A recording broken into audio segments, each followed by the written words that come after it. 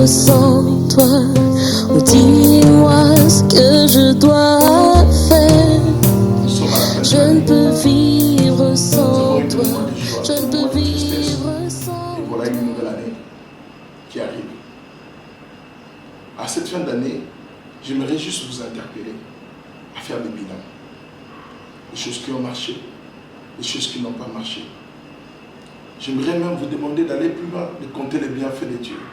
Compte les bienfaits de Dieu, tu verras combien le nombre en est grand. Pour ceux qui ne connaissent pas le Seigneur, peut-être que vous avez fait des projets pour cette fin d'année, d'aller en boîte. Et vous avez fait beaucoup de programmes pour les moments de fête. Laissez-moi vous dire une chose. Il est important, il est très important pour vous de faire le bilan de votre vie. Vous ne devez pas continuer à vivre comme ça. Vous ne devez pas continuer à vivre votre vie comme si vous n'avez pas de compte à rendre à quelqu'un. Il est vrai, vous n'avez pas de compte à rendre à quelqu'un. Mais un jour, vous allez les payer très cher. Parce que, comme quelqu'un l'a dit, on se balade tous avec la mort dans la poche. Tu peux sortir quelque chose, tu penses que tu sors autre chose, c'est la mort. On connaît des personnes qui sont mortes cette année, en 2015. Le Seigneur nous a gardés. Nous n'avons rien mérité.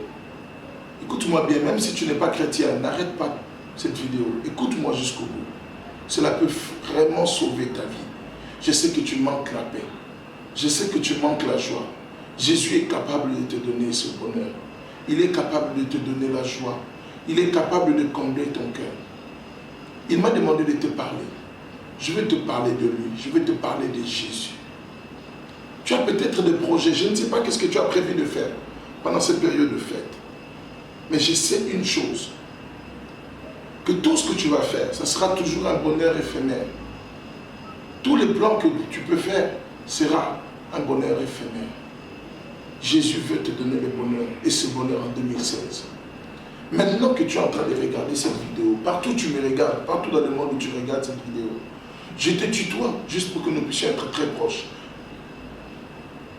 Ce n'est pas pour vous manquer de respect. Mais j'aimerais que tu écoutes bien ce que j'ai à te dire. Lorsque une personne veut faire des projets, lorsque une personne veut se fixer des objectifs pour l'année qui vient, nous allons tous les faire. Mon épouse et moi, nous avons l'habitude de le faire. Chaque fin de l'année, chaque 1er janvier, nous nous mettons ensemble et nous faisons le bilan. C'est une bonne chose. Nous allons faire des bilans. Mais à chaque fois que nous faisons des bilans, et à chaque fois que nous fixons des objectifs pour l'année qui vient, nous devons retenir et garder à l'esprit une chose. Seul le concepteur d'un appareil connaît l'utilisation de cet appareil. C'est bien de réfléchir, c'est bien d'aller à l'école, c'est bien de pousser très loin sa pensée. Mais n'oublie pas une chose. Seule la personne qui t'a créé sait comment t'utiliser à bon escient. C'est la personne qui t'a donné la vie, qui t'a créé, sait pourquoi il t'a créé. Beaucoup d'entre nous avançons, nous faisons beaucoup de choses. Et très souvent nous échouons parce que nous ne revenons pas à la source pour savoir pourquoi nous avons été créés. Pourquoi nous avons été créés? Arrêtons de tergiverser. Arrêtons de tâtonner. Il y a un créateur. Il y a un créateur. Ce créateur t'aime. Ce créateur t'aime. Il t'aime de l'amour infini. Il veut que tu arrêtes de vivre par toi-même. Il veut que tu arrêtes de faire les choses par toi-même. Il veut que tu comprennes une chose. Comme on peut créer une tablette pour pouvoir l'utiliser, comme on peut créer un téléphone pour pouvoir l'utiliser pour appeler et recevoir des appels, Dieu t'a créé pour une bonne raison, pour une très bonne raison. Et j'aimerais vraiment t'inviter, si tu regardes cette vidéo, à revenir à la source. Il y a deux choses qui peuvent nous donner,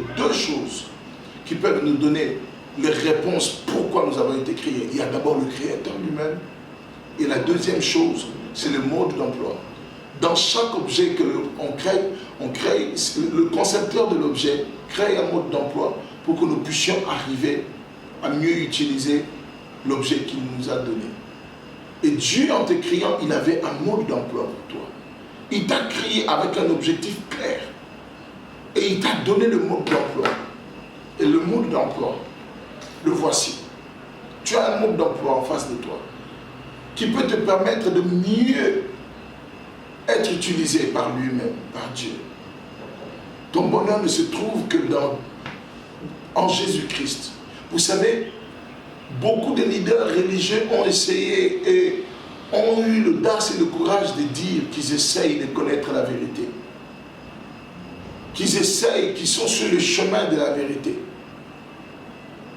Mais seul Jésus a dit une phrase qui est capable de bouleverser l'humanité tout entière. Seul Jésus, dans tout le temps, a pu dire « Je suis le chemin, la vérité et la vie ». Sans lui, nous ne pouvons rien faire. Écoute-moi très bien. Je sais que tu es très sage et très intelligent à tes propres yeux. Mais laisse-moi te dire une chose. Tu as cherché le bonheur et tu tends au bonheur. Tu veux vivre le bonheur, mais tu n'arrives pas à trouver ce bonheur. L'argent n'a pas pu te procurer ce bonheur.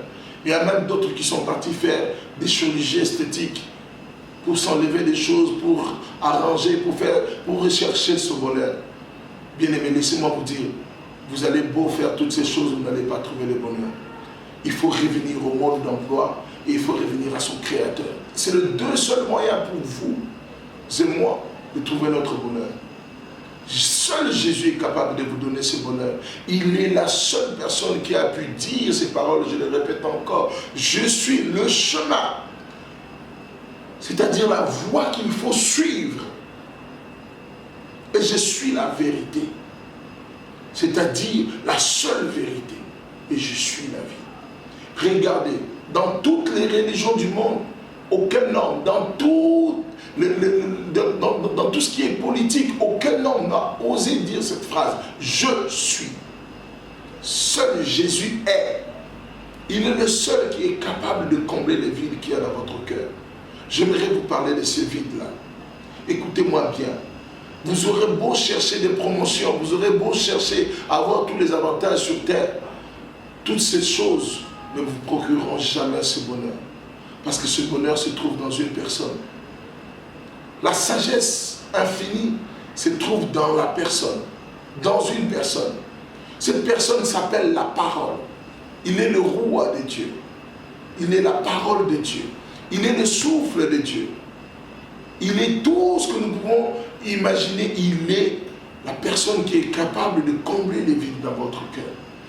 Laissez-moi vous parler de ce Jésus. C'est Jésus que j'aime tant. C'est Jésus qui un jour est entré dans ma vie et a transformé ma vie. Il a fait de moi celui que je suis aujourd'hui. Je vous parle de ce Jésus parce que ce Jésus est capable de combler les vides dans vos cœurs. Les larmes que j'ai dans mes yeux en ce moment, ce n'est pas des larmes de tristesse, c'est des larmes de joie. Parce que je sais quel bonheur il m'a donné. Quelle joie il a pu donner à mon cœur. Ce n'est pas parce que je me suis marié que je suis heureux, parce que j'ai des enfants que je suis heureux, ou parce que je travaille que je suis heureux, mais c'est parce que j'ai rencontré quelqu'un que je suis heureux. Et cet homme a comblé réellement le vide de ma vie. Laissez-moi vous dire qu'il est capable de faire cela dans votre vie aussi. Je sais que vous avez entendu parler de Jésus, peut-être que vous avez même déjà entendu parler de ce message que je vous donne en ce moment. Mais ma prière est que ce message, d'une manière particulière, vienne bouleverser le reste de votre vie. Cela est possible. Votre vie est capable de changer en une fraction de seconde. Je vais tout à l'heure faire une prière et j'aimerais que vous fassiez cette prière avec moi. Et je sais une chose, que cette prière est capable de changer le reste de votre vie. Cette prière est capable de changer tout le reste de votre vie parce que Jésus va entrer dans votre vie maintenant. Lorsque vous entendez ce message, Jésus va entrer dans votre vie et il va y faire sa demeure. Et lorsque Jésus vient dans votre vie, bien-aimés, laissez-moi vous dire que vous serez heureux. Comme un poisson dans l'eau, j'ai l'habitude de le dire, notre bonheur se trouve dans la présence de Dieu. Si vous êtes chrétien et que vous allez à l'église chaque dimanche matin, laissez-moi vous dire qu'il ne vous suffit pas de vous contenter qu'on puisse vous jeter de l'eau. Mais vous devez demeurer dans la présence, vous devez demeurer dans l'océan qui est Jésus-Christ. Vous devez rester dans l'eau. Vous devez rester et demeurer. Jésus dit, sans moi vous ne pouvez rien faire. Jésus dit ces paroles puissantes, sans moi vous ne pouvez rien faire. Il dit, je suis le cerf et vous, vous êtes les sarments.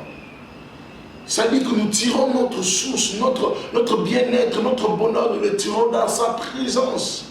Bien-aimé, si tu te déconnectes, si tu t'enlèves, si tu es cette branche et tu t'enlèves du tronc qui est Jésus-Christ, bien-aimé, laisse-moi te dire que tu vas essayer tout ce que tu veux. Tu auras l'argent du monde, tu auras tous les biens de ce monde. Cela ne te procurera jamais le bonheur que tu veux. Même la religion ne peut pas te procurer ce bonheur. Même la religion chrétienne ne peut pas se procurer ce bonheur.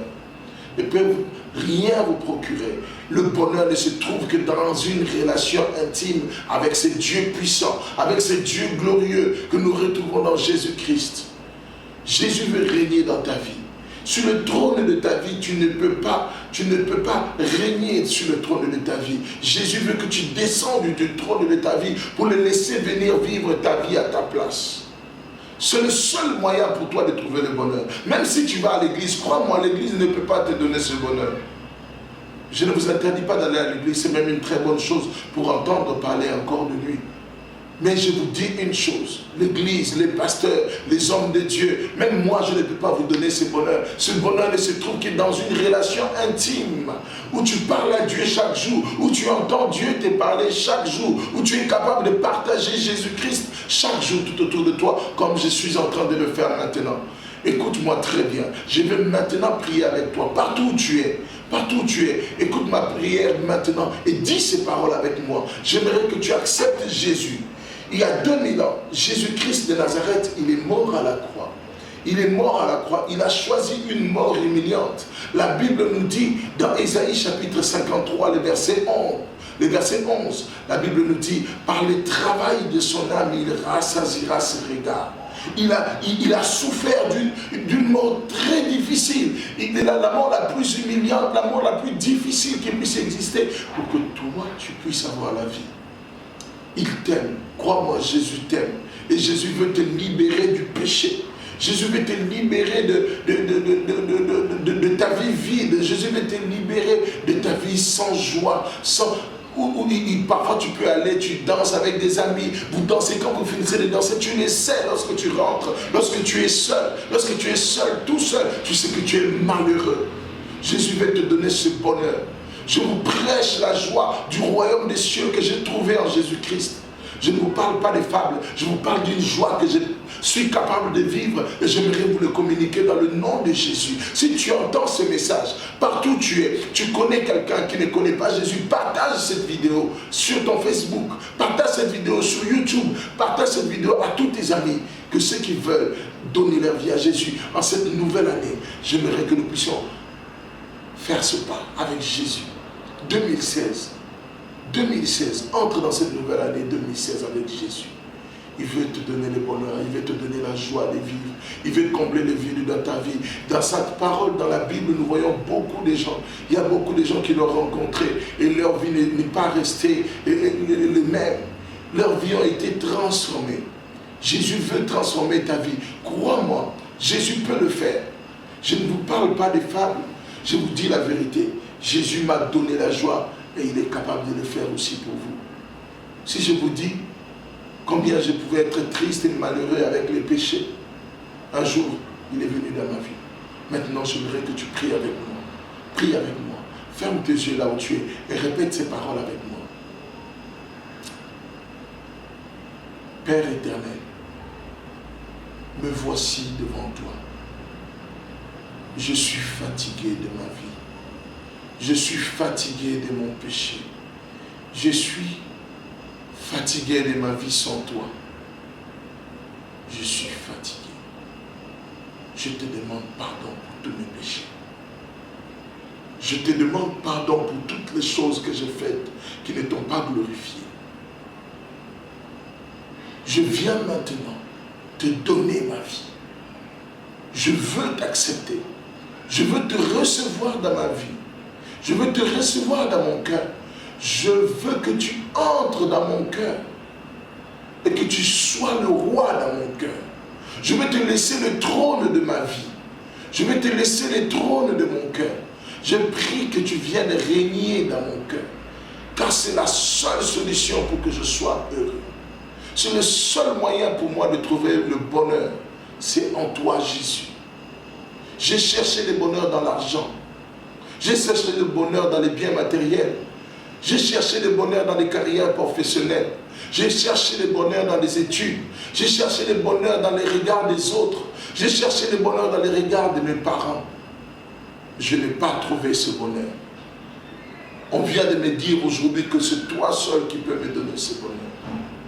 Viens maintenant, Jésus. Sauve-moi de ma vie du péché. Il y a 2000 ans, tu es mort à la croix pour me donner la vie. Par ta mort et ta résurrection, je suis sauvé. Je viens maintenant devant toi. Je te donne ma vie. Je te donne mon cœur. Je te donne tout. Viens régner, Jésus-Christ. Merci pour le salut que tu me donnes. Merci pour la vie que tu me donnes. Merci pour le salut que tu me donnes. Merci pour la vie éternelle que tu me donnes maintenant. Je vivrai avec toi à partir de cet instant, jusque dans l'éternité. Pas parce que je le sens, mais parce que ta parole le dit. Et je crois en ta parole. Je crois que tu m'as sauvé. Que tu m'as sauvé maintenant. Et je vivrai avec toi pour l'éternité. Je te reçois comme mon sauveur. Et je prie que tu deviennes le Seigneur et le roi de mon cœur et le roi de ma vie. Tout le reste de ma vie sur cette terre. Voilà 2016 qui vient. Je te donne cette année. Je te donne cette année. Je te donne cette année. Sois le roi dans ma vie dans cette nouvelle année. Dans le nom de Jésus. Soyez bénis au nom de Jésus-Christ.